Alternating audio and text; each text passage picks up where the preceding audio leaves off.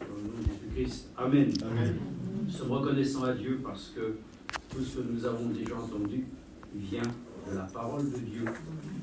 Si elle est venue ainsi simplement de notre propre perspective de voir les choses sur cette terre, alors nous pourrions peut-être effectivement conseiller les personnes à pouvoir prendre telle et telle direction.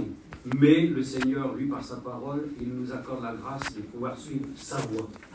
C'est différent. Il y a beaucoup de chemins et nous savons qu'il y a un seul chemin qui conduit ainsi à notre Dieu. C'est la voie que Dieu a tracée, c'est Jésus-Christ. Mais tous les chemins mènent à Rome. C'est une réalité, c'est une vérité. Tous les chemins mènent à la perdition. Mais un seul nous conduit à la vie éternelle. Alors nous trouvons tout ça dans la parole de Dieu. Et c'est la parole de la vie. On va parler de la parole. Parce que cet après-midi, de toute façon, nous n'avons rien d'autre, puisque j'écoutais encore le cantique quand nous venions ainsi à la réunion. À qui d'autre, Seigneur, irions-nous? Tu as les paroles de la vie éternelle. Donc nous n'avons rien d'autre que de pouvoir ainsi consoler nos cœurs avec la sainte et précieuse parole de Dieu. Elle a déjà été lue. Et je vais reprendre le Faladi, je ne vais pas lire les arbres. Moi, je vais les lire.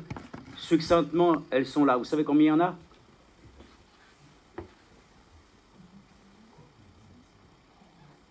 On peut attendre un peu, remarquez le temps que ça revienne. Il y en a 6. 6 armes sont mentionnées. Mais frères et sœurs, dans la mathématique de Dieu, normalement c'est 7. Mais là, il est cité 6.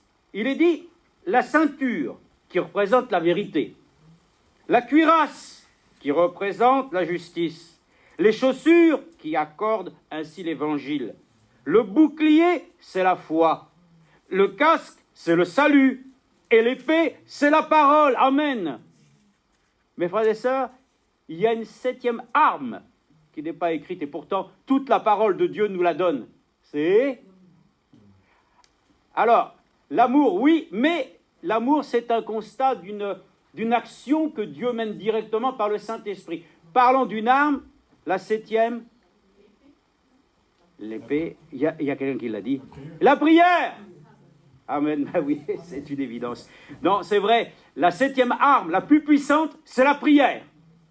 La prière de la foi relève le malade. La prière, frères et sœurs, qui est faite avec une sainte conviction. Et nous allons voir que la parole de Dieu, justement, a été destinée afin que nous puissions croire. Parce que la foi, telle que nous l'avons, ce qu'on appelle la foi naturelle, qui consiste à pouvoir faire plein de choses en se disant que là, maintenant, si je viens ici, que je descends l'escalier, quelque chose me dit que de toute façon, il est disposé de telle manière qu'il va me porter. Tu ne te poses même pas la question. Évidemment, si le dessous est pourri, ça, tu vas vite le découvrir. Mais naturellement, nous avons une foi qui nous fait faire plein de choses. Mais dites-vous que dans la parole de Dieu, celui qui la lit, il ne peut rien faire qu'il ne puisse d'abord croire dans ce que Dieu dit. Si on ne croit pas ce que Dieu dit, ça veut dire que la parole de Dieu est une lettre morte. Mais la parole de Dieu, nous allons la voir, elle est vivante.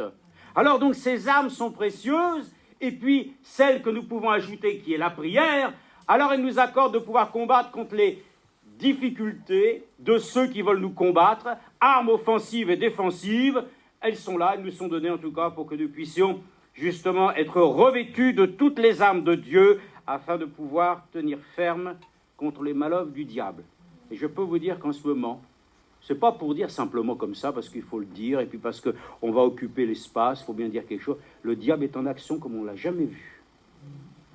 Et je peux vous dire qu'il est en train de vouloir ainsi, et c'est ainsi pour nous un bon signe.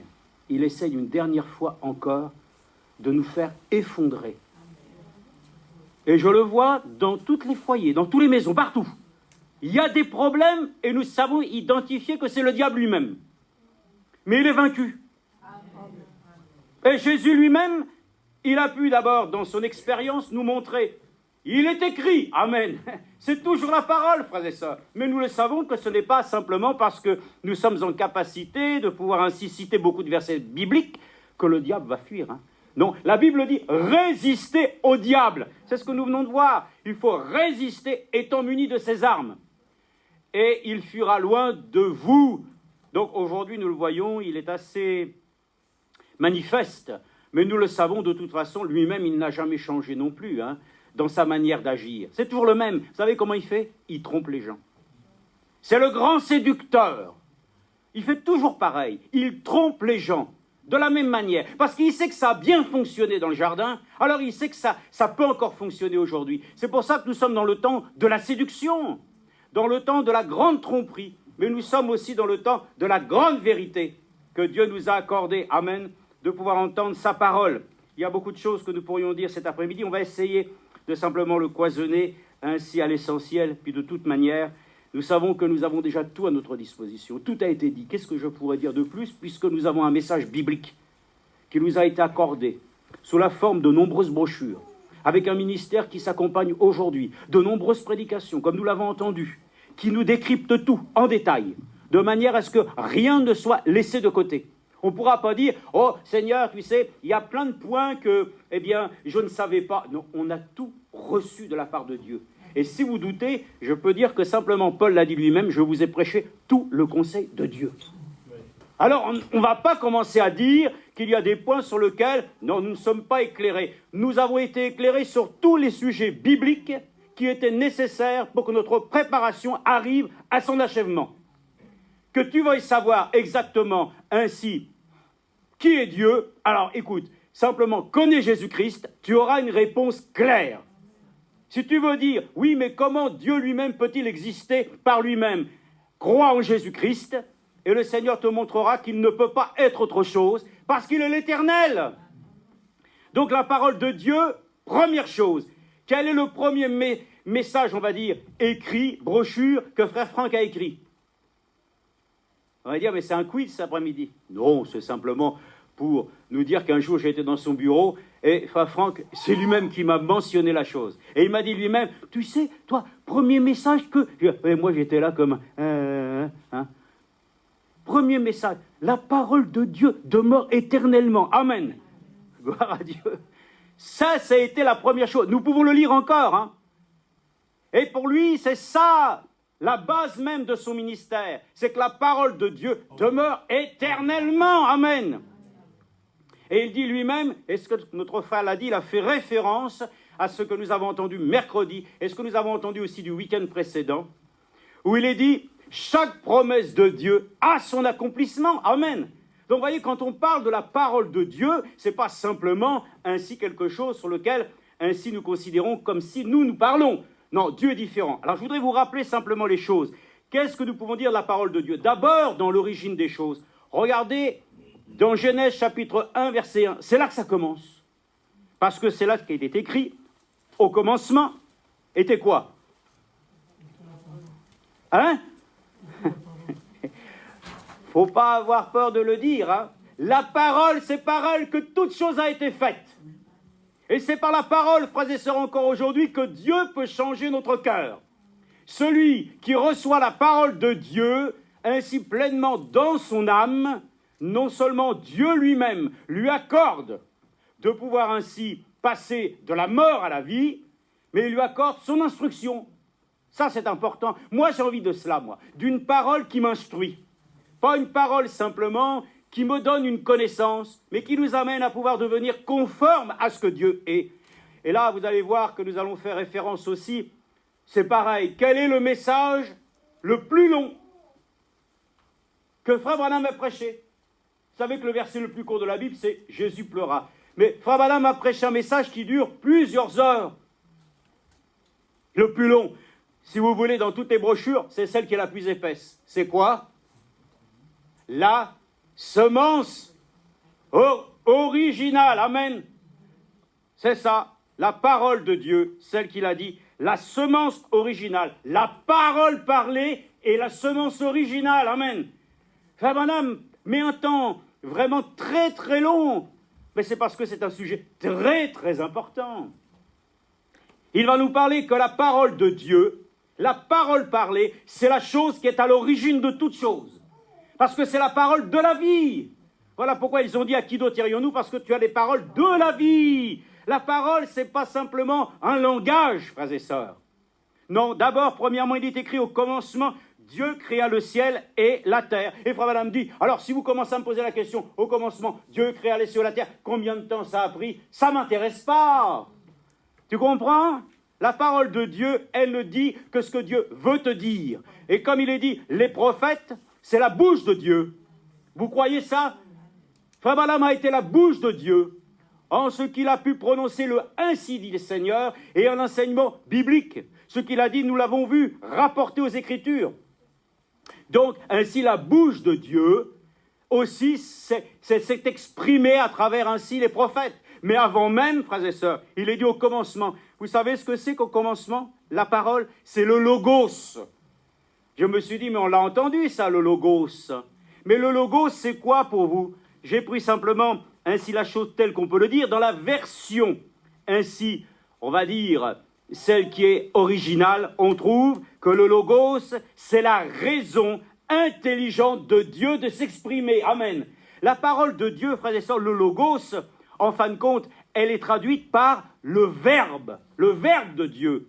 C'est pour ça que, je le pense, beaucoup de gens, les politiciens, quel verbe ils ont, hein? Ils ont une manière de dire les choses. On peut parler de différentes manières, on peut parler d'une manière éloquente, on peut parler d'une manière ainsi comme Moïse, ça passe pas, hein? On peut parler de différentes manières, mais lorsque Dieu parle, frères et sœurs, il parle du haut du ciel, et sa parole, elle fait foi et autorité. Les paroles des hommes passent, mais les paroles de Dieu demeurent éternellement.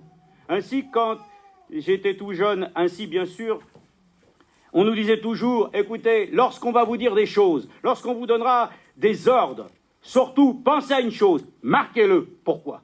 Pas parce que tout simplement, les écrits restent, les paroles s'envolent. C'est vrai. Mais Dieu lui-même, afin que tu ne puisses pas oublier ses paroles, il l'a écrite. Voilà pourquoi nous croyons que la parole de Dieu, pour nous, pour notre temps, c'est la parole écrite. Ce n'est plus simplement des paroles comme ça qui s'envolent, mais Dieu l'a consigné par écrit.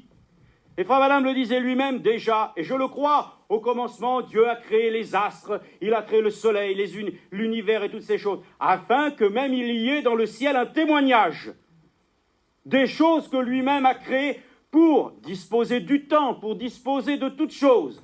Mais ce n'était pas suffisant. On ne va pas marcher simplement en regardant le ciel, frères et sœurs. Nous devons marcher selon le conseil de Dieu. Et c'est sa parole. Et sa parole, elle est écrite aujourd'hui. Mais au commencement était le logos. Le logos, c'était la chose par laquelle ainsi, elle est la parole au-dessus de toutes les paroles des hommes. Elle est ainsi son verbe. Le verbe, c'est-à-dire, c'est sa pensée, amen. Mais comme Dieu lui-même est esprit, il a fallu qu'un jour, cette parole, elle devienne chair. Ça, c'est encore une gloire, frères et sœurs. Dieu a mis sa parole par écrite, mais un jour, la parole de Dieu est devenue manifeste dans la chair. Et Dieu dit lui-même qu'il a ainsi pu manifester cette plénitude divine dans le corps de Jésus-Christ. Amen. La parole faite chair. Et si vous allez ainsi un peu plus loin, vous allez voir que cette parole, comme le frère l'a dit tout à l'heure, cette parole doit devenir ainsi en nous, jusqu'à ce que nous devenions nous-mêmes la parole parlée. Et Frère Balaam dit ces choses qu'à l'origine, la semence du serpent, une chose sur laquelle ainsi, bien sûr, beaucoup de dénominations s'offusquent, parce que ça va à l'encontre ainsi de ce qu'ils ont été enseignés depuis des années. Mais nous, Dieu arrive et il nous montre ainsi simplement les raisons de ce que Dieu lui-même nous explique, qu'il s'est réellement passé dans le jardin, et il nous montre que justement, au commencement était la parole, la semence originale. Et il va donner tout ce temps pour expliquer que malheureusement, aujourd'hui, les humains ne sont pas la parole originale. Nous avons été déchus, pourquoi? Et il explique. Il dit simplement parce qu'il y a eu une hybridation. Mais la parole de Dieu pure et sainte ne peut pas être corrompue. Elle ne peut pas être mélangée. Elle ne peut pas être hybridée. Et l'homme de Dieu prend l'exemple tout simple. Il dit, si vous prenez ainsi un cheval et que vous allez ainsi le croiser avec un âne, vous allez obtenir comment on appelle ça, un baudet? Oui, enfin bref, quelque chose malheureusement qui ne se reproduira plus. Et il explique qu'au commencement, c'est la parole originale de Dieu, celle qui est sortie de sa bouche, le logos, c'est-à-dire le verbe, la pensée pure. Et il a dit ça. Et il a parlé à Adam. Et ensuite, il lui a dit, je te fais ainsi une aide, et Ève. Mais il dit ainsi, Ève, malheureusement, a laissé ses pensées s'hybrider. Et de cette pensée est née malheureusement la possibilité qu'ainsi cette semence corruptible puisse ainsi malheureusement engendrer ce que nous savons être aujourd'hui la mort. Mais il dit pourquoi ? Mais il dit ce n'était pas ainsi avec Adam, car Adam était la création de Dieu directe, mais Ève était un sous-produit, et parce que justement elle n'était pas justement la chose originale, alors l'ennemi a pu la corrompre. Voyez-vous, frères et sœurs, mais la chose qui ne peut pas se corrompre, c'est la parole. Vous comprenez la chose ? Elle a été hybridée. Mais qui ? Pas la parole. La parole reste la parole. Et je me souviens, quand nous avions visité ainsi le frère Siruti, parce que j'ai pensé ce matin, combien nous avons eu de frères et sœurs, avons-nous ? Même ici à Lyon, je pensais ainsi au frère Siruti. Frère Siruti, c'était ainsi le beau-père de notre frère Jean Roland, donc le papa de la sœur, ainsi de notre frère Jean Roland, sa femme. Donc il y avait quand même beaucoup de frères qui nous ont précédés. Mais lui, dans ces derniers temps, je me souviens, bon, j'étais encore vraiment beaucoup plus jeune, mais on allait dans sa chambre avec son petit accent italien. Bah, évidemment, Siruti, c'est d'origine italienne. Et il regardait et disait « Panico !» Et qu'est-ce qu'il va faire, cet homme-là ? Il me paraît... C'était des hommes de foi. Ce n'étaient pas des gens qui parlaient, frères et sœurs, avec un langage d'à peu près. Nous sentons que c'était des chrétiens qui avaient eu une expérience dans le Saint-Esprit. Ils parlaient la chose. Hey, Panico, la parole de Dieu, c'est la parole de Dieu. Ben, je dis en moi-même, ça c'est une vérité, évidemment. Pourquoi ? Pour dire, la parole de Dieu, ça ne sera jamais la parole d'un homme. La parole de Dieu, c'est la parole de Dieu. C'est-à-dire que Dieu a dit, et c'est pour ça que Frère Branham dit, si nous disons que nous sommes des chrétiens nés de nouveau, qui croyons, amen, alors nous ne sommes plus des hybrides. Dieu nous a accordé la grâce d'être ensemencés de cette semence originale. Alors quelqu'un qui dit qu'il est de la semence originale et qui contredit une seule parole de la Bible, c'est qu'il n'est absolument pas ensemencé de la semence divine. Oh, c'est dur à dire, parce qu'il y a des fois nous nous sentons tellement ainsi regimbés contre la vérité. Mais c'est pourquoi ? Parce que nous sommes encore dans un corps de chair qui nous combat. Et nous avons besoin de lutter, amen. Mais intérieurement, nous nous disons, ta parole est la vérité, amen. C'est pour ça qu'il est écrit dans 1 Jean 17, sanctifie-les par ta parole est la vérité, amen. Ah, c'est déjà une chose qui nous soulage. La parole de Dieu, le Verbe, sa pensée, c'est la chose primaire qu'il faut que nous puissions posséder en nous. Et Christ lui-même, il est le principe de la nouvelle création. Il est le second Adam, il est l'esprit vivifiant, il est celui qui ne nous rend pas simplement à l'image de Dieu, mais il nous rend comme lui. Ça, c'est merveilleux. La parole de Dieu nous rend comme à l'origine. Voilà pourquoi l'Église avait besoin, après qu'elle a été complètement malmenée pendant 7 âges, Dieu lui-même, à la fin, qu'est-ce qu'il fait ? Il la restaure. Il la ramène dans son état original. Donc la parole parlée est la semence originale. Que Dieu puisse exprimer ainsi, non pas simplement ses pensées, mais que nous devenions nous-mêmes la parole parlée. Voilà comment Frère Branham ainsi, à la fin, ainsi dans ce message, va montrer qu'à la fin, l'Église épouse, sera la parole parlée. Elle sera la manifestation de la pensée de Dieu. Elle sera le logos. Elle sera son verbe. Ce que Dieu veut, nous l'exprimerons. Plus de propre volonté. J'aimerais que lui soit guéri. J'aimerais que lui puisse... Non, Dieu lui-même, dans sa pensée, amènera tout simplement, frères et sœurs, en son temps, que sa gloire manifeste, frères et sœurs, toutes les prières qui auront été formulées devant lui, qui n'auront peut-être pas encore trouvé ainsi leur accomplissement. Dieu nous accordera la grâce de découvrir de sa fidélité que sa parole s'accomplit toujours. Donc au commencement était la parole. Oui, mes frères et sœurs, c'est ça la chose. C'est qu'à un moment donné, le temps va rentrer là en question. Parce que nous sommes dans le temps, frères et sœurs, dans le temps aussi de la connaissance, dans le temps de la grâce. Mais Dieu lui-même, il n'est pas du temps, lui, il est l'éternel. C'est pour ça que nous disons la parole de Dieu demeure éternellement. Mais au commencement, il a fallu que le Verbe de Dieu s'exprime, que la parole de Dieu soit écrite, qu'elle puisse même devenir à travers ses prophètes le moyen ainsi aux hommes de savoir quels étaient les désirs ainsi de leur Créateur. Dieu lui-même, dans la Nouvelle Alliance, a choisi aussi des envoyés, afin qu'ils puissent annoncer l'évangile de Jésus-Christ. Amen. C'est le principe. Mes frères et sœurs, c'est pour cela un homme lui-même qui prêche la parole de Dieu. Mais quelle gloire il peut s'en tirer pour lui-même. C'est même pas de lui, c'est Dieu qui lui donne. C'est ces voix qui se transmettent dans l'homme. Et l'homme, qu'est-ce qu'il est à part ça? Mais il n'est rien.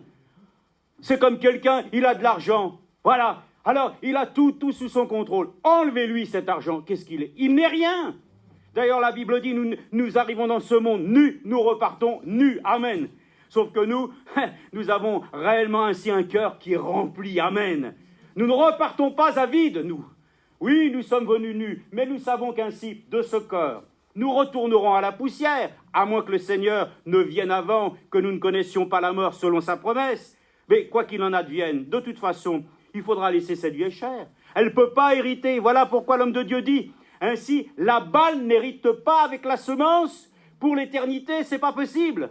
Le blé lui-même a un grain, et la balle, c'est ce qui entoure le grain pour protéger.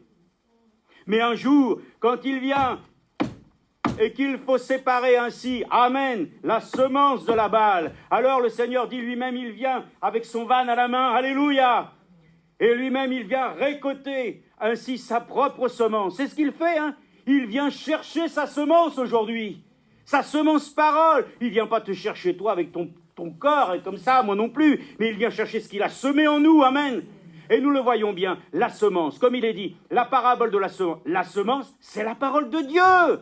Donc la parole de Dieu, c'est une semence.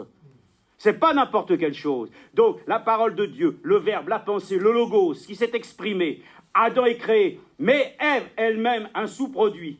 Oh, c'est ça qui a pu la conduire, malheureusement ainsi, dans cette situation que nous sommes aujourd'hui. Mais Dieu lui-même veille toujours à ce que sa parole ne soit jamais hybridée. Ce n'est pas possible. Quel est l'exemple que Frère Branham a pris par laquelle nous avons une semence, une seule semence d'après lui, moi je ne sais pas, mais je m'en reprends à ce qu'il a dit, une seule semence qu'on ne peut pas hybrider. Vous la connaissez cette plante?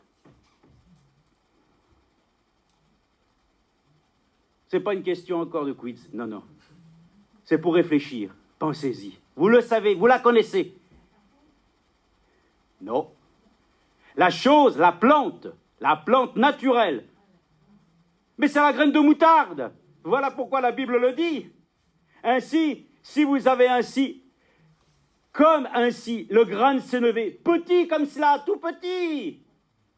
Mais si vous avez la foi, amen, cette graine va devenir ainsi un grand arbre, amen. C'est ainsi qu'il paraît que le grain de sénévé ne peut pas s'hybrider avec rien. Ce n'est pas pour rien que la Bible prend ainsi ce modèle, amen. Voilà pourquoi nous le voyons aussi que les modèles bibliques sont nombreux, comme Frère Branham prêchait aussi la colombe. Ah, la colombe, c'est le symbole du Saint-Esprit. Pourquoi? Parce que la colombe n'a pas de bile. Mais toi, tu en as une. Même Frère Franck, je crois, il a été opéré de la bile. Mais nous avons une bile parce qu'il y a encore des choses qui malheureusement ont du mal encore à passer. Mais un véritable croyant qui a le Saint-Esprit, ah, il n'y a plus de choses aigres en lui. Il a une nature divine, amen. Donc toutes ces choses nous montrent que la parole de Dieu, elle est vivante, elle est permanente. Et elle nous est dit ici dans Apocalypse chapitre 19, verset 9, on va lire quelques écritures, dans Apocalypse 19. C'est pour ça que quand on dit « nous venons écouter la parole de Dieu », non, si la parole de Dieu en nous ne résonne pas pour ce qu'elle est réellement, c'est-à-dire une parole qui fait foi et autorité, bien sûr, nous pouvons citer tant de versets, mais nous voulons les citer selon l'inspiration de Dieu, ainsi que dans les situations que nous rencontrons dans notre vie. Puisse Dieu nous aider. Amen. Comme il a dit, on vous mènera devant les tribunaux. Ce n'est pas encore le cas, mais ça ne serait peut-être pas tardé. Nous voyons bien que les choses commencent à bouger allègrement. On voit que les libertés commencent à être remises beaucoup en question pour amener ainsi à une soumission. Alors nous, évidemment, nous serons les premiers. Mais nous savons, et comme le frère l'a dit, nous avons été avertis. La Bible dit, quand on vous mènera devant les tribunaux, et ceci, et cela, ne vous inquiétez pas. Mais l'esprit qui est en vous saura dire les choses qu'il faut. Amen. qu'elle soit acceptée ou non. Ça, ce n'est pas notre problème. Mais Dieu sait ce qu'il dit. Et voilà pourquoi la parole de Dieu, c'est la parole de la vérité. Et c'est ainsi que cette parole, elle doit trancher sur toutes nos propres paroles. Combien Jacques avait raison de dire, l'arme la plus dangereuse qui soit, c'est la langue. Par elle, nous pouvons maudire, nous pouvons bénir. Mes frères et sœurs, c'est ça qui est important. C'est que Dieu lui-même nous permet d'utiliser cette langue pour que sa parole soit prononcée avec efficacité, avec foi et détermination. Donc Apocalypse 19, verset 9 nous dit ceci. Regardez, l'ange me dit, écrit, heureux ceux qui sont appelés au festin de noces de l'agneau. Amen, alléluia. Dites, vous savez que c'est nous? C'est ça. Ça ne vous réjouit pas, hein? Oh, c'est parce que nous n'avons pas réalisé que c'est nous les mariés. On est invités, on constate que c'est les... Non, c'est nous. Les noces de l'agneau, c'est nous, amen. C'est Dieu lui-même qui nous unit, amen. La parole s'unit à la parole, gloire à Dieu. Merci notre Père Céleste. Heureux ceux qui sont appelés au festin des noces, amen. Et le banquet, gloire à Dieu, quel banquet. Ça sera certainement meilleur que déjà tout ce que nous avons pu manger et goûter, hein. Ah oui, frères et sœurs.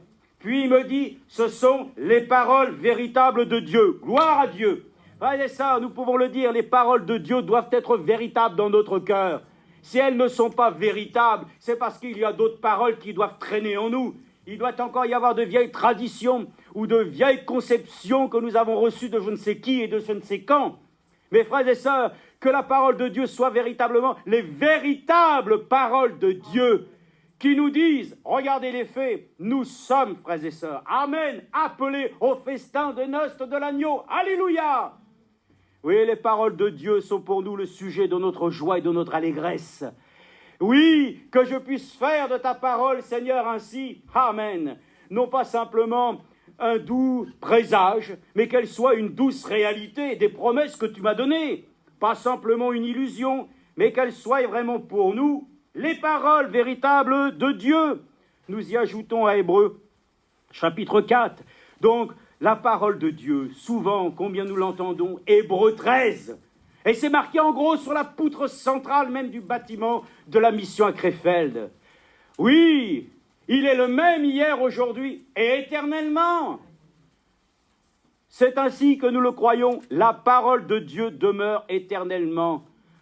J'ai marché, nous étions là dans la forêt, oui, j'ai bien vu, les arbres, l'hiver, et de ce qu'il en reste de l'hiver. Mais il y a beaucoup de feuilles par terre, les bois sont morts, c'est cassé, c'est là, ça semble être tout. Mes frères et sœurs, si nous regardons par la vue, c'est foutu, alors que la vie est dans les racines, amen.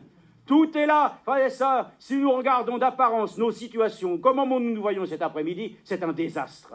Mais si nous regardons à ce que Dieu a semé en nous, amen, alors nous le savons, il y a quelque chose ici qui a été semé profondément, que personne ne peut retirer ni ôter, amen. C'est pour ça que nous le croyons, frères et sœurs. De toi, Bethléem Ephrata, qui veut dire racine, amen. De toi naîtra un Messie. Petite ville parmi toutes les autres, mais c'est d'ici que j'ai choisi. Pourquoi la petite Bethléem aussi? Toutes ces choses précieuses qui nous ont été prêchées, c'est la parole de Dieu, frères et sœurs. Révélée pour notre temps, qui nous accorde la grâce de pouvoir résister aux jours mauvais. Nous l'avons lu, les armes, et notamment donc aussi la parole, l'épée. Mais attendez, celui qui veut faire périr par l'épée, périra par l'épée. C'est-à-dire, si tu veux aussi, comme à Baruch, ainsi lui tailler l'oreille, non, c'est pas comme ça que les choses vont marcher. L'épée, c'est l'épée de l'esprit. La parole de Dieu, c'est la parole de l'esprit. Encore une fois, aucune parole ici ne peut être simplement l'objet d'une attirance en disant « Ah oui, cette chose-là, je l'accepte, je la prends, très bien, ok. » Et ça reste simplement ainsi au niveau d'une connaissance. Non, cette parole ne peut avoir que réellement sa réalité que si réellement nous la laissons s'exécuter par l'esprit. Hébreux 4.12. Empressons-nous donc d'entrer dans ce repos, là, afin que personne ne tombe, en suivant le même exemple de désobéissance. Mais c'est le verset 12. Car la parole de Dieu, elle est vivante et efficace. Amen. Bon, ça, nous le savons, hein. Mais si elle vit alors, nous l'avons entendu. Si c'est Christ qui vit en moi, ce n'est plus moi qui vis. Et Christ, il était la parole. La parole, n'oubliez pas, Christ est la parole révélée de Dieu dans la chair. On ne réalise pas, hein, mais pour autant, c'est la même chose pour nous. Hein.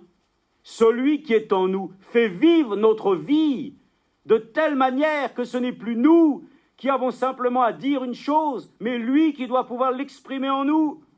Alors la parole de Dieu est vivante et efficace, plus acérée qu'aucune épée. Amen. C'est là la différence. Pourquoi? Parce que cette parole, elle pénètre jusqu'à la division de l'âme et de l'esprit, des jointures et des moelles, et elle juge, c'est ça, oh, elle juge des sentiments et des pensées du cœur. Alléluia! Nous l'avons entendu mercredi. Il est vrai que Jésus devait passer par la Samarie. C'était dans le plan. Mais il devait rencontrer une femme. Et je suis content parce qu'il a rencontré cette femme-là. Il a rencontré aussi, bien sûr, la femme qui lui a apporté ainsi le parfum. Il a rencontré aussi bon nombre, en tout cas, de personnes. Mais il y a une chose que je sais. Il t'a aussi et il m'a aussi rencontré un jour. Amen. Il fallait qu'il passe un jour. Amen. Là où j'habitais, dans ma Normandie. Il a fallu qu'un jour, il te visite là aussi où tu habitais. Et nous savons qu'à cet instant-là, alors, lui-même, la chose qu'il a commencé à faire, par sa parole. Mais ce qu'il a fait en ce temps-là est valable aujourd'hui. Hein. La parole de Dieu doit pouvoir encore, frères et sœurs, elle doit juger nos sentiments et nos pensées de notre cœur aujourd'hui. Si cette parole ne fait plus ce travail, alors c'est une parole intellectuelle que nous entendons. Mais si la parole de Dieu est encore vivante, alors si nous sentons qu'elle est encore en train de nous asticoter, que réellement elle est en train encore de nous déranger sur des points sur lesquels nous sommes encore bien fragiles, alors nous le savons que cette parole ne viendra pas nous fracasser. Non, non, non. Cette parole viendra nous consolider. Là où nous sommes faibles, nous serons forts. Là où nous sentons qu'ainsi, nous avons ainsi de la résistance, Dieu lui-même nous accordera la grâce de devenir doux comme un agneau. Ainsi donc cette parole, elle juge des sentiments et des pensées du cœur. Est-ce que nous pouvons le dire, le confesser devant lui aujourd'hui? Que nous sentons que quand nous lisons sa parole, elle juge en nous. Et elle peut ainsi pleinement encore aller jusque dans les pensées de notre cœur. Donc ainsi, la chose essentielle, c'était exactement ce qui a caractérisé le ministère de notre bien-aimé frère Branham. Lui-même, il est dit, il te sera donné 2 signes. Le signe ainsi de la maladie sur les mains. Mais si celui-ci ne te croit pas, alors le deuxième, celui-ci, il est radical. Hein. Tu révéleras le secret des cœurs. Et nous avons vu ce ministère. Est-ce que vous croyez que c'est en vain que nous avons entendu pendant à peu près 7 ou 8 réunions que ces réunions de guérison étaient liées d'abord aussi au discernement, frères et sœurs?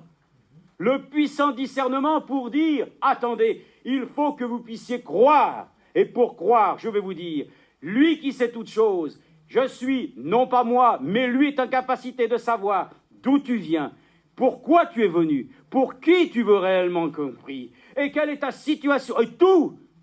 Il sait tout. La parole, frères et sœurs, elle découvre tout. Amen. Et c'est merveilleux, parce que si la parole peut nous mettre à nu, je suis heureux que la parole de Dieu elle-même va nous revêtir. Amen. Elle a un double, frères et sœurs, enjeu. Elle enlève, c'est pour ça que vous avez entendu frère Franck, si tu te sens encore avec des éléments qui ne sont pas adaptés, alors nous serons comme l'Écriture le dit, qu'on enlève nos vieux vêtements et qu'on nous donne des habits neufs. Et je le crois, frères et sœurs, la parole de Dieu nous tisse une robe de mariée. Et nous savons que cette robe, elle est tissée de chaque parole qui sort de la bouche de Dieu. Alors vraiment, réjouissons-nous que la parole ainsi est une parole qui a été faite chair, comme nous l'avons dit dans Jean, c'est 1,14, mais dans Romains 8,13, j'aimerais lire aussi, dans Romains 8,13, donc ce n'est pas de dire la parole, la parole, la parole, mes frères et sœurs, même dans ce message, ainsi tout le monde dit qu'il a la parole, mais c'est marrant parce que cette parole-là, si c'est la parole de Dieu, elle ne peut pas s'opposer ainsi à d'autres paroles. La parole de Dieu ne peut pas amener ainsi que les gens soient en contradiction les uns avec les autres. La parole de Dieu doit nous mettre ainsi dans l'unité de la foi. Donc, si nous avons reçu cette parole, remercions le Seigneur qu'elle puisse nous donner ainsi ce sentiment de croire tous ensemble les mêmes choses. Ainsi, il y a souvent beaucoup de personnes, n'est-ce pas, comme on dit, ils ont un franc-parler. Ah oui, oh lui, vraiment, il a un franc-parler. Mais ça se tombe bien, parce que frère Franck l'a dit lui-même, surtout n'écrivez pas mon nom avec un C et un K. Moi, c'est Franck, F-R-A-N-C, ça veut dire franc, amen. Et Dieu a choisi un serviteur qui est franc, amen, parce qu'il parle franc, amen. Ce n'est pas un hasard, frères et sœurs. Dieu a choisi un homme aussi qui porte un nom par lequel il est franc, amen. Il est franc pour nous dire les choses que Dieu dit dans sa parole, mais en tant qu'homme lui-même, il voudrait certainement dire des fois des choses, mais quand il est à la chair, ce n'est plus lui, mais il ne fait que dire ce que les Écritures disent. Et ça, c'est ce qui nous réjouit. Ainsi, nous sommes heureux de lire ensemble, donc, j'ai dit Hébreu, c'est ça, hein? Oui, c'est Hébreu. Non, Romains, pardon. Romains 8, 13, merci. Romains 8 à 13. Il est écrit, oui, « Si vous vivez selon la chair, vous allez mourir. Mais si par l'Esprit, vous faites mourir les actions du corps, vous vivrez. Amen. Car tous ceux qui sont conduits par l'Esprit de Dieu sont des fils de Dieu. Et vous n'avez pas reçu un esprit de servitude pour être encore dans la crainte, mais vous avez reçu un esprit d'adoption par lequel nous crions « Abba » qui veut dire « Père ». Amen. Oui, je entendais dans le cantique ainsi la chose par laquelle ainsi on entend à un moment donné « Papa ». Les gens disent « Oh non, il ne faut pas dire papa ». Ah bon? D'accord, ok. Mais vous savez, le Seigneur a dit « Petits-enfants ». Amen. Petits-enfants. C'est curieux, hein? Parce que le Seigneur lui-même, il n'a pas de petits-fils et de petites-filles.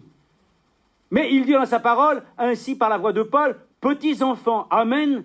Mes frères et sœurs, par quoi? Parce que nous sommes dans ses mains comme des petits-enfants, parce que le royaume des cieux leur ressemble. Ce n'est pas pour autant que nous sommes des petits-fils et des petites-filles. Alors, en tant qu'enfants de Dieu, lorsque Dieu nous dit que nous sommes ainsi de petits-enfants, que nous devons être comme eux, avoir la foi et croire, amen, moi je l'accepte. Et pour ça que le langage des enfants, lorsqu'il est dit ainsi simplement, « Père », eux ils ne savent pas, alors ils disent « Papa ». Père, ça veut dire simplement papa, c'est exactement la même chose que père, mais de leur langage enfantin. Amen. Alors moi ça ne m'offusque pas du tout. Hein. Pas du tout. Hein. Je n'ai pas besoin, effectivement, de pouvoir dire autre chose, mais je le crois simplement. Il est notre Père dans les cieux. Mais en tant que petit enfant, il est comme un papa pour nous. Il prend soin de nous, il est comme une mère. Et je suis très heureux que nous puissions ainsi avoir dans notre cœur cette assurance que notre Père prend soin de nous. Et qu'il est ainsi pour chacun d'entre nous, ainsi pour nous, ces petits-enfants, non pas simplement ainsi que nous voulons être aujourd'hui considérés, voilà, comme ceux qui n'ont pas encore grandi. Si, nous sommes des enfants de Dieu, des fils et des filles, mais ils nous disent encore, petit enfant, prenez garde. Bah oui, frères et sœurs, nous avons besoin encore de considérer notre Père Céleste comme un bon Père qui prend soin de tous ses enfants. Ainsi donc, comme il est écrit, l'Esprit lui-même rend témoignage à notre esprit que nous sommes enfants de Dieu. Amen. Or, si nous sommes enfants, nous sommes aussi héritiers.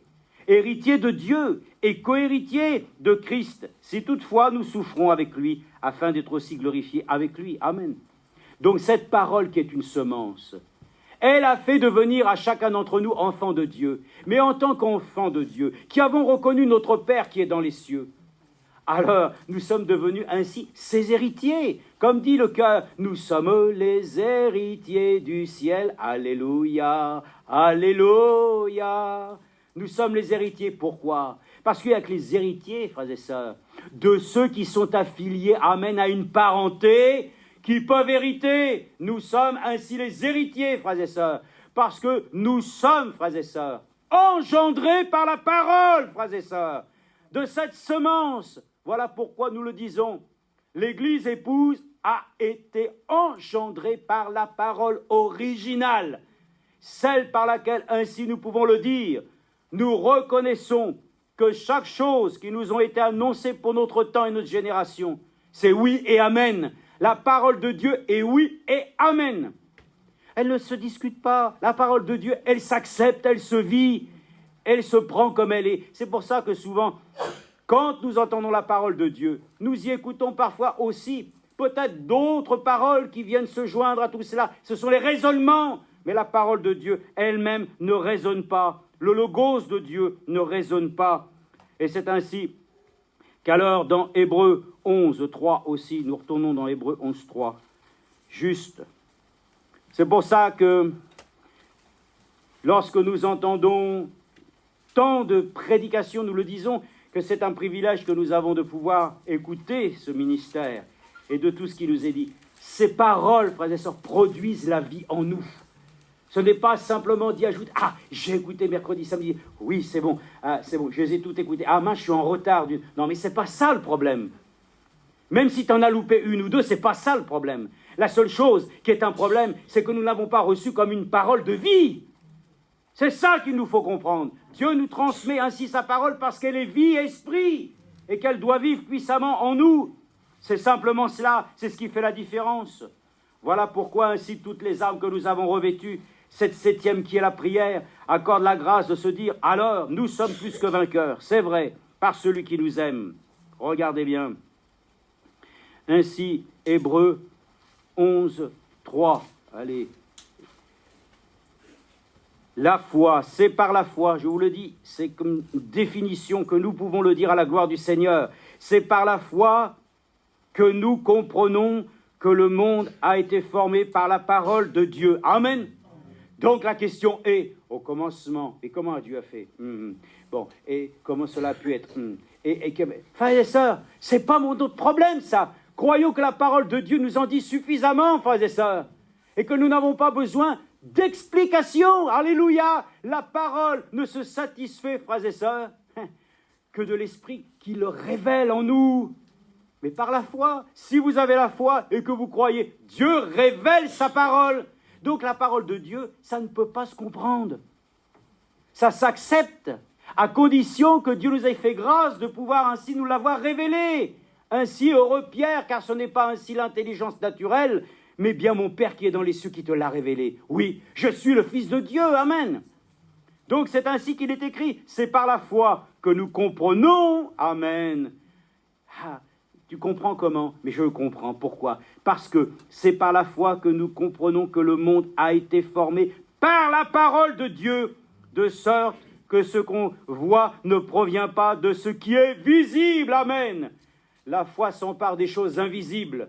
Moi, c'est ça qui m'intéresse. Parce que la parole de Dieu m'octroie ainsi cette capacité de pouvoir comprendre des choses que je ne pourrais jamais les comprendre naturellement, et encore même moins si quelqu'un essayait de me l'expliquer. Il y a des gens qui sont des fois, qui vous disent, par exemple sur YouTube, il y a plein de sujets. Bon, une fois, il y avait une chose, je ne sais plus, un sujet scientifique, j'avais voulu, et il y a beaucoup de YouTubeurs, bien sûr, et chacun a sa chaîne, et il y en a qui disent, moi, je peux vous expliquer, voilà, les choses complexes, très rapidement et simplement.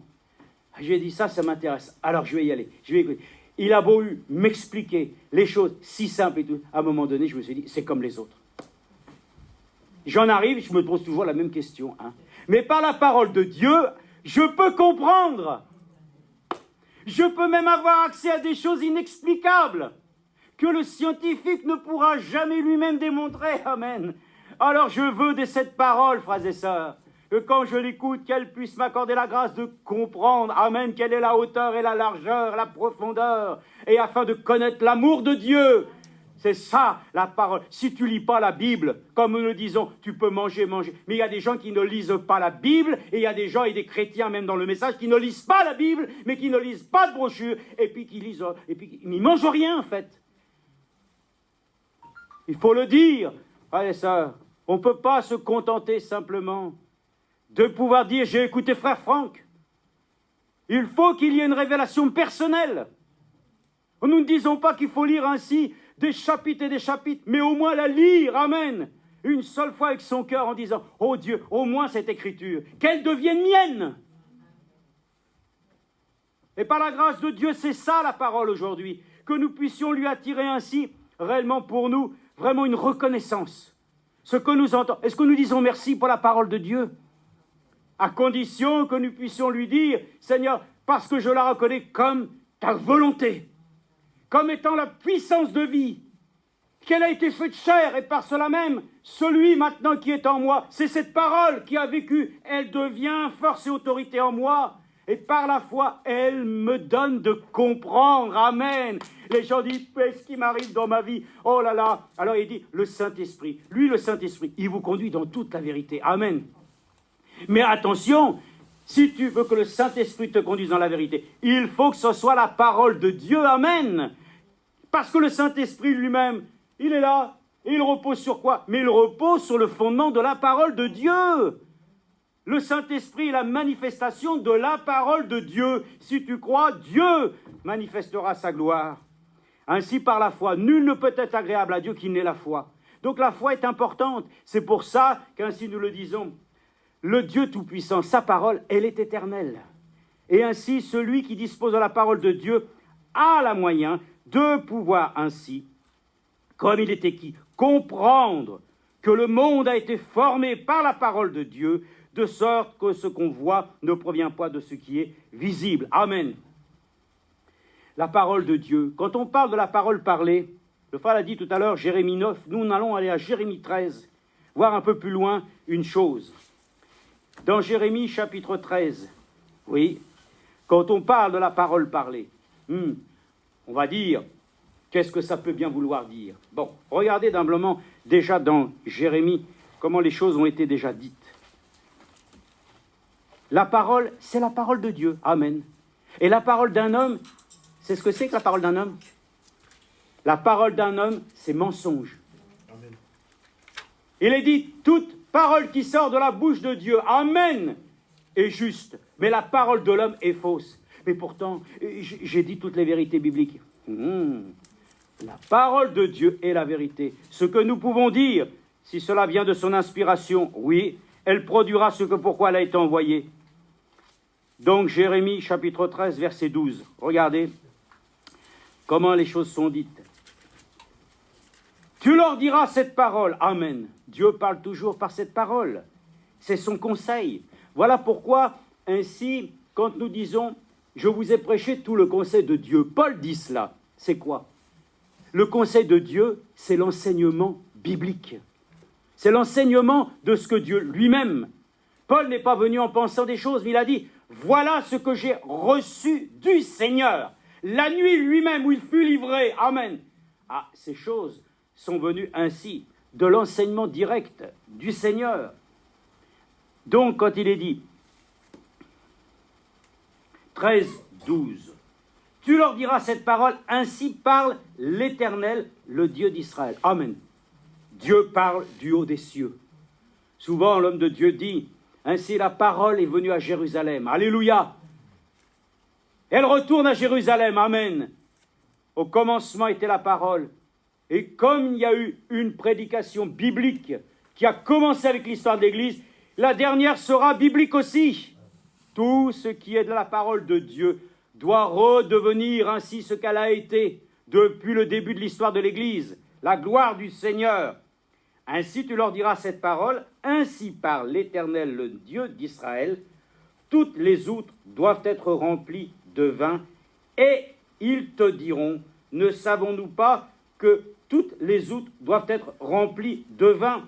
Alors tu leur diras, ainsi parle l'Éternel, voici, je remplirai tous les habitants de ce pays, les rois qui sont assis sur le trône de David, les sacrificateurs, les prophètes et tous les habitants de Jérusalem. Je les remplirai d'ivresse, je les mettrai en pièces les uns contre les autres, et les pères et les fils ensemble. Amen. Voilà comment Dieu parle.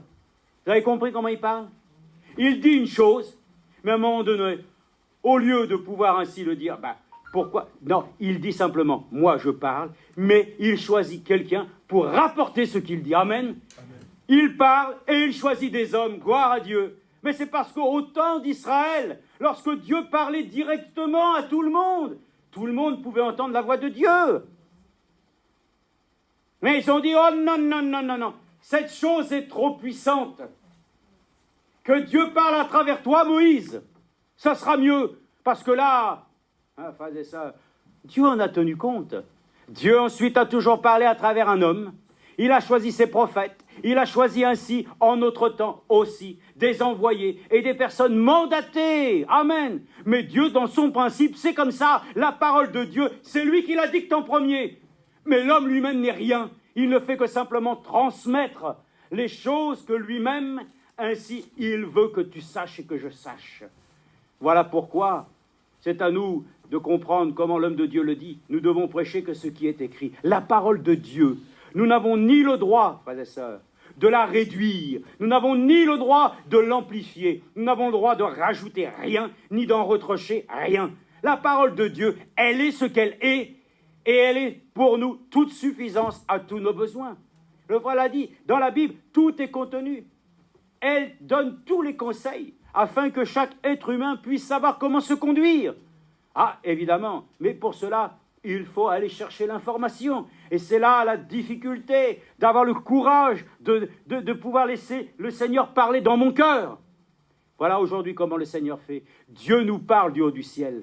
Il nous parle. Et nous, dans notre cœur, nous devons rapporter ainsi ses exigences. Lorsque Dieu nous demande de le servir, eh bien, en retour, ce qu'il veut, c'est que la parole devienne ainsi. Comme il a dit, ne voyez-vous pas que toute parole qui est envoyée retournera à moi avec effet. Amen. C'est ça pourquoi Dieu a donné sa parole. C'est pour qu'elle puisse produire des effets. C'est-à-dire, Dieu envoie sa parole à travers les hommes afin qu'ils puissent expérimenter. La parole de Dieu n'est absolument pas une connaissance qui doit rester simplement ainsi inerte. La parole de Dieu est esprit et vie. Et lorsque Dieu la donne, c'est pour qu'elle devienne une manifestation. Voilà pourquoi les fils et les filles de Dieu sont la manifestation, amen, de la parole de Dieu. Et l'homme dira ainsi donc, la parole parlée, la semence originale, amen. C'est ce qu'il dit lui-même, que nous devons ainsi nous-mêmes reconnaître que si cette parole déjà, elle a un avantage premier, parce que ainsi Pierre a pu le dire, donc Seigneur, tu veux qu'on se lave les pieds, alors allons-y, la tête, les bras, ainsi les jambes. Non, non Pierre, tu n'as rien compris, vous êtes déjà lavés, la parole de Dieu nous lave, amen. C'est un grand privilège ce soir de nous dire que la parole de Dieu nous lave, mais que le sang de Jésus-Christ nous purifie de tous nos péchés, mais la parole de Dieu nous lave. Elle nous accorde la grâce, frères et sœurs, de pouvoir ainsi la considérer aussi comme une source d'eau vive. La parole de Dieu, elle est tout. Donc, nous pouvons le dire, quoi qu'il en advienne, quand nous allons prier. Seigneur, ta parole, c'est tout. Parce que par elle, tout a été fait par elle. Amen. Mais que la parole de Dieu ne soit pas une lettre. Qu'elle devienne esprit et vie en nous. Qu'elle nous accorde la grâce de dire, Dieu a donné sa parole. Il a donné ainsi sa pensée intelligente, afin que l'homme puisse vivre par elle. Et que nous devenions nous-mêmes une réalité de lui. C'est dans l'Ancienne Alliance. Pourquoi Dieu a choisi Israël? Parce qu'Israël devait être le peuple de référence qui devait montrer que Dieu, amen, était parmi les hommes. Ce n'était pas possible. Mais il était dit, alors nous l'appellerons Emmanuel, Dieu parmi les hommes, amen. Et ce n'était plus à travers ainsi un peuple, mais à travers ainsi celui qui s'est offert pour nous en sacrifice. Dieu lui-même, il a tout consigné, alléluia, en Jésus-Christ. Toute la parole, la plénitude en lui, amen. Plus question d'être dans un peuple, plus de question dans un pays. Tout était en lui, amen. Toute la chose s'est manifestée à travers lui. Quelle gloire, frères et sœurs. Dieu lui-même a pris les choses ainsi en main, mais il le savait très bien. Mais il savait que de toute manière, depuis que la semence du serpent est ainsi en action et qu'elle a amené les humains ainsi dans cette situation, c'est parce que nous avons été hybridés. Mais la semence originale nous a rétablis, amen. Nous ne sommes plus ainsi de ceux qui avons été corrompus. Dieu nous a rétablis, frères et sœurs. Oh, cette chair-là, elle ne va pas hériter. Hein. Non, cette chair-là, elle n'a absolument droit à rien, que simplement se soumettre. Mais le Seigneur nous a accordé la grâce de nous avoir ainsi accordé à nouveau, frères et sœurs, la semence incorruptible, celle qu'il a mis dans notre âme pour la vie éternelle. C'est la parole de Dieu, amen. La parole, c'est la semence, hein. C'est la vie, et la vie en abondance. Remercions-le pour sa parole. Elle est pour nous ainsi l'objet de toute notre attention et de notre adoration. Oui, on pourrait le lire dans 2 Rois 7.1, peut-être, on va essayer, oui. 2 Rois 7.1, retournons pour la parole parlée. 2 Rois 7.1, oui, il nous est dit, Élisée dit, écoutez la parole de l'Éternel. Amen. La parole, ça s'écoute, hein. La parole, Dieu nous a donné ainsi les moyens de l'entendre. Amen, par nos oreilles. De nos yeux, nous pouvons voir et contempler sa gloire. Nous pouvons voir Jésus déjà ainsi, assis dans la gloire. Nos yeux peuvent voir et contempler. Ah oui. Mais nos oreilles doivent entendre la parole de Dieu. Et Élisée dit, écoutez la parole de l'Éternel. Ainsi parle l'Éternel. Demain à 7 heures, on aura un seah de fleurs de farine pour un cycle et 2 seahs d'orge pour un cycle à la porte de Samarie. L'écuyer du roi sur la main duquel il s'appuyait répondit à l'homme de Dieu, même si l'Éternel faisait des fenêtres au ciel, cette chose arriverait-elle? Ah! Élisée répliqua, tu le verras de tes yeux, mais tu n'en mangeras pas. Amen. Frères et sœurs, nous voulons manger la parole de Dieu. Amen. Ah, ça c'est encore une chose alors. Oui, la parole de Dieu, elle s'entend, mais elle se mange aussi. Pourquoi? Parce que c'est la manne du ciel. Dieu nous donne sa parole. Si tu ne manges pas sa parole, et je dirais la parole, vous savez, on a été mangé dernièrement avec frère Billy. Oui, on avait mangé juste à la pizzeria, là, l'autre fois. Hein. Et puis, Séphora me dit, t'as vu, hein? Ben, c'est fermé, hein? Pourquoi? Ben, conditions d'hygiène déplorables. Bon, d'accord. Pourtant, quand on y a mangé, c'était pas mauvais. Hein. Conditions d'hygiène déplorables, fermées. Souris, tout, cafards dans les cuisines. Mes frères et sœurs, nous nous réjouissons, la parole de Dieu, alléluia. C'est une chose, c'est une manne, frères et sœurs, une manne cachée, pure, amen, que nous pouvons manger et qui se dresse devant nos ennemis comme sur une table de mets richement garnie, alléluia.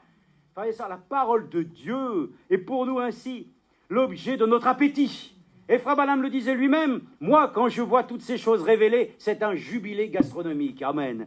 Lui, il avait toujours de ces expressions, n'est-ce pas? Mais moi, je comprends ce qu'il voulait dire. Parce que, dans le fond, c'était un homme naturel. Un homme qui ne disait pas des choses simplement parce qu'il les avait ainsi emberlificotés à travers ainsi vraiment une grande culture. C'était un homme de terrain, frères et sœurs. William Branham était un homme qui avait vécu des choses sur lesquelles ainsi peut-être peu d'hommes de Dieu ont vécu. Mais ce que nous aimons, c'est que de cet homme, Dieu a fait sortir ainsi de lui, amen, une source, alléluia, qui est devenue pour nous une manne du ciel, pour que nous puissions nourrir, frères et sœurs, chacun de nos âmes. Ainsi donc, nous sommes reconnaissants. Oui, si il y avait à l'entrée de la porte, alors pardon, il est dit, mais si l'Éternel faisait des fenêtres au ciel, cette chose arriverait-elle?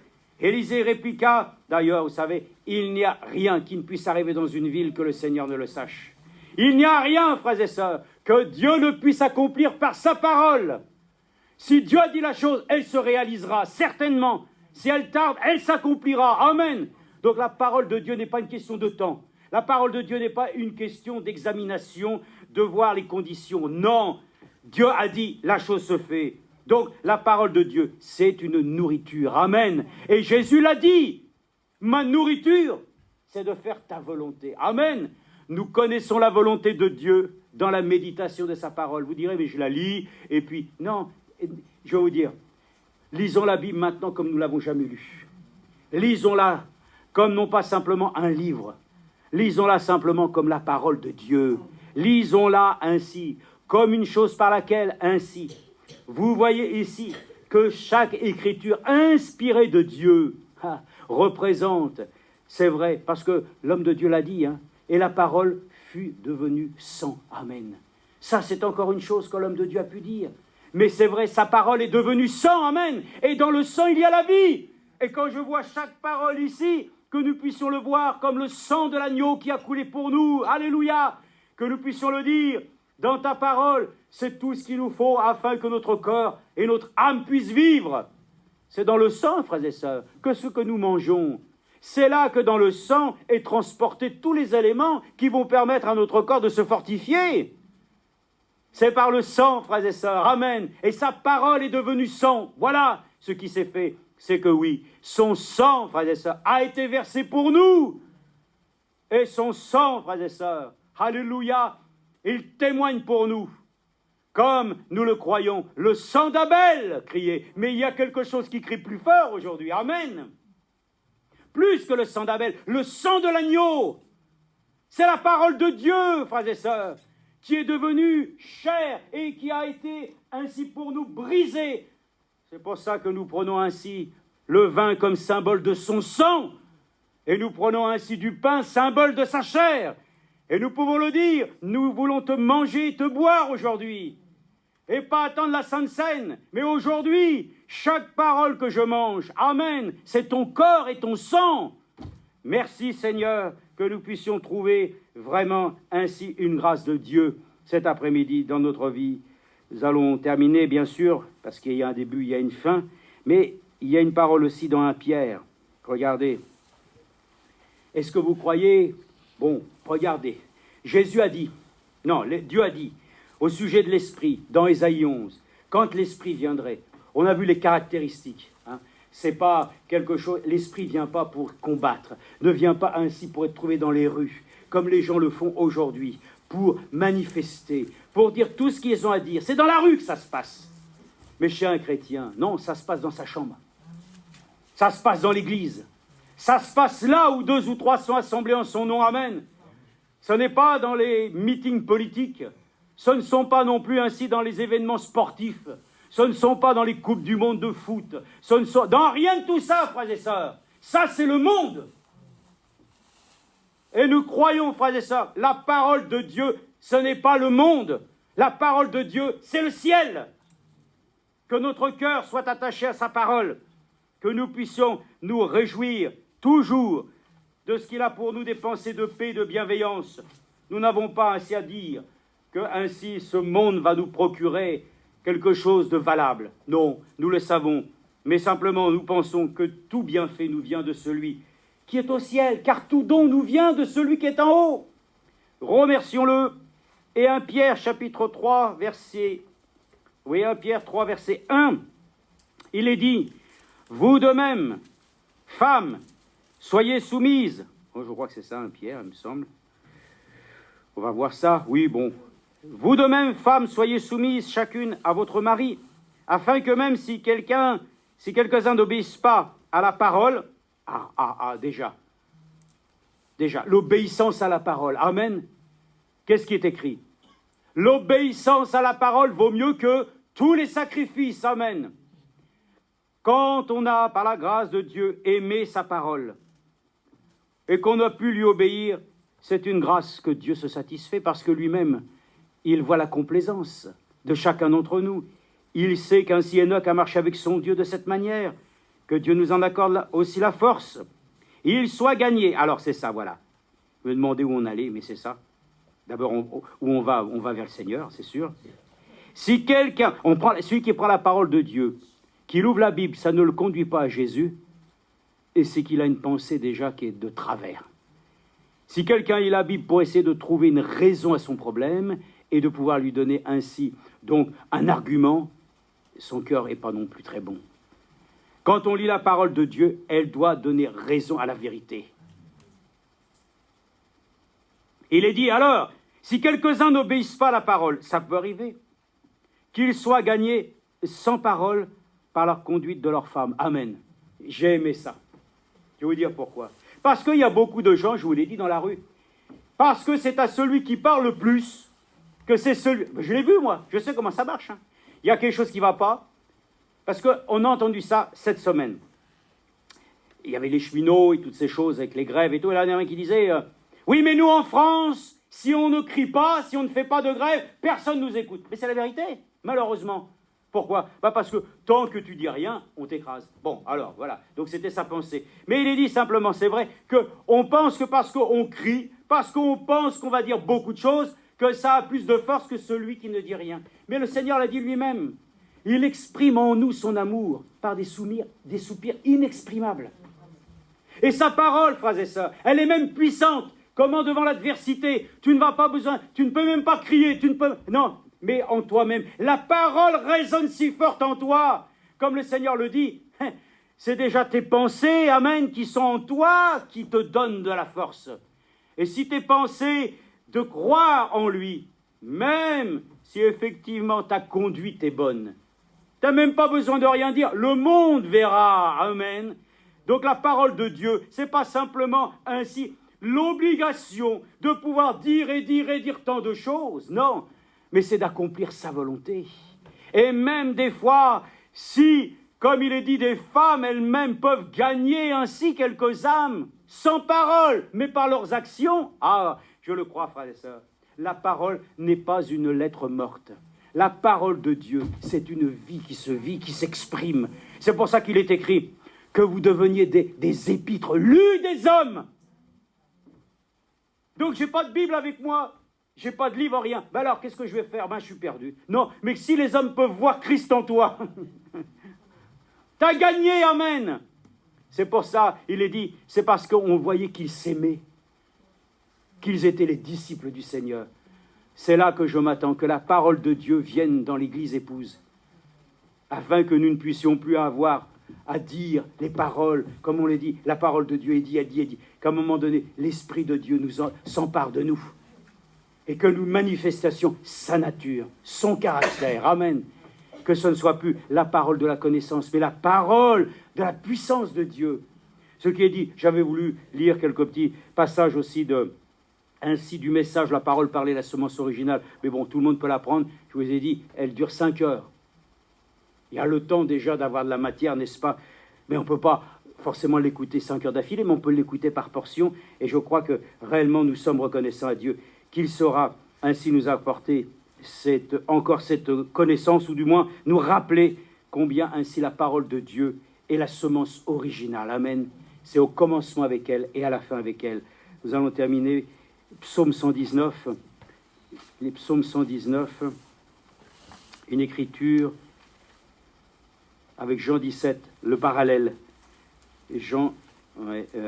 Psaume 119, verset 160.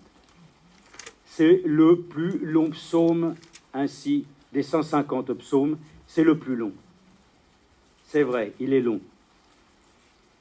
119, 160, c'est rare de trouver 160 versets, n'est-ce pas? Mais il est écrit, le principe de ta parole est la vérité. Et toute ordonnance de ta justice est éternelle. Amen. Donc c'est un principe. C'est cette parole qui fait foi et autorité. Et Jean 17, 17, bien sûr, que tout le monde peut connaître.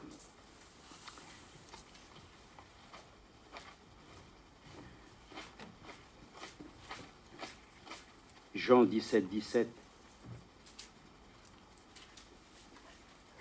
Comme nous l'avons cité tout à l'heure, mais de façon à ce que nous puissions bien le noter encore, nous dire, ah oui, c'est vrai, c'est bien là dans cette écriture, il est dit, verset 14, « Je leur ai donné ta parole. » Alléluia, c'est un don que Dieu nous a fait, il nous a donné sa parole.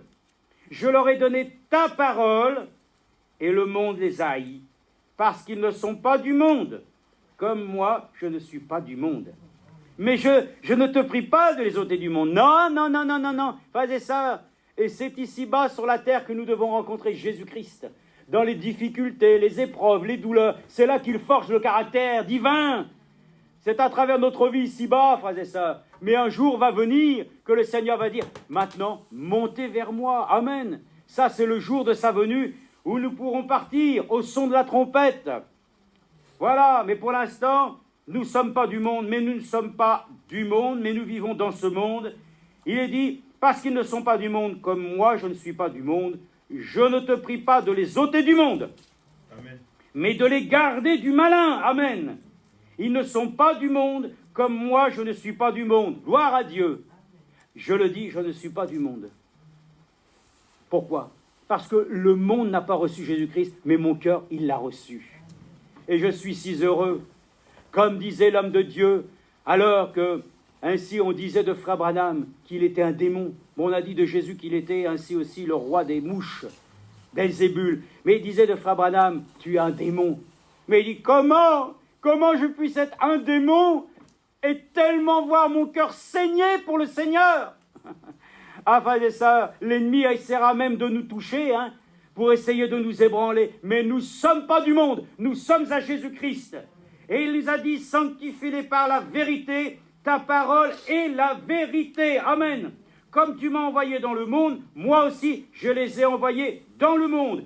et moi je me sanctifie moi-même pour eux, afin que eux aussi soient sanctifiés dans la vérité. Amen. La parole de Dieu nous sanctifie. Si vous croyez dans l'aspersion du sang, amen. C'est ça qui est important. Nous croyons, frères et sœurs, dans l'aspersion du sang. Et nous savons qu'ainsi, Dieu nous a rendu par la grâce, ainsi en capacité, cet après-midi, de reconnaître ce que réellement la parole de Dieu représente pour nous. Elle est tout. Elle a fait tout. C'est par elle que toute chose a été faite. C'est par elle que la vérité est manifestée. C'est à travers elle que la parole faite chair a révélé la plénitude de Dieu. C'est par elle que nous avons reçu la vie. C'est par elle, frères et sœurs, que nous sommes nous-mêmes nourris, que nous avons ainsi par elle-même toutes les capacités pour réussir, après avoir revêtu les armes et d'avoir ainsi pu demander à Dieu dans la prière qu'il nous accorde ainsi la victoire, qu'il a déjà acquise par nous. C'est le fait de dire la parole de Dieu ne se reçoit que par la foi. Ayons foi en Dieu. Sa parole est plus précieuse que l'or. Elle est plus précieuse que n'importe quel autre trésor qui d'ailleurs, je me demande si sur la terre on a des trésors qui soient réellement ainsi valables, parce que tout passe. Mais la seule chose qui demeure éternellement, c'est sa sainte et précieuse parole. Amen.